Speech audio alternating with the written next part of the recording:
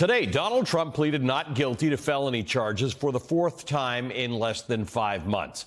Trump entered a plea of not guilty to all 13 charges against him in the Georgia case over his alleged attempts to overturn his 2020 election loss.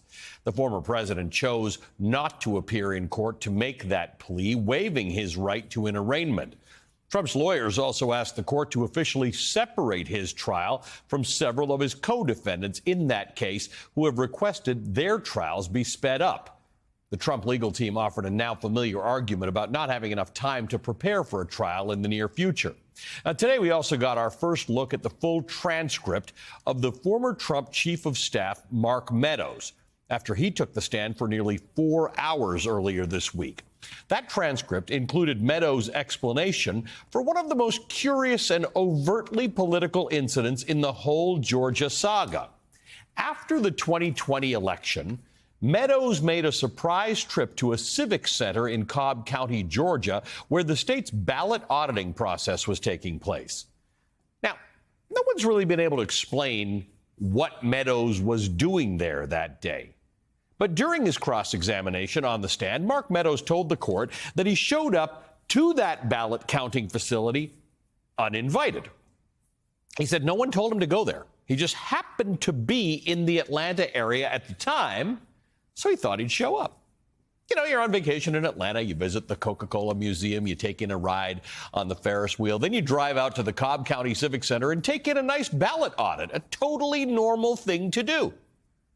Prosecutors also appear to have caught Mark Meadows in a lie about his involvement in the alleged plot to organize fake electors in Georgia. Quoting from the transcript, prosecutor says, "Did you have any role, Mr. Meadows, in coordinating the various electors in the contested states for the Trump campaign?" Meadows replies, "No, I did not." Prosecutor, "No role at all?" Meadows, "The only time that I know of from the elector's point was when somebody raised the issue with me and I referred it on to the campaign." Prosecutor, "So you had no role for the campaign or as chief of staff in coordinating those efforts across contested states?" Meadows, "As chief of staff, no, I did not coordinate those efforts." Prosecutor, "Okay. Got that?" Meadows says he had no role in the fake electors plot, none whatsoever. Okay. Then just a few moments later, the prosecution asks Mark Meadows to read an email that he wrote to Trump 2020 campaign staffer Jason Miller, where they discuss a memo laying out the fake electors plot. Mark Meadows then tells Jason Miller in the email, quote, "We just need to have someone coordinating the electors for the states," end quote.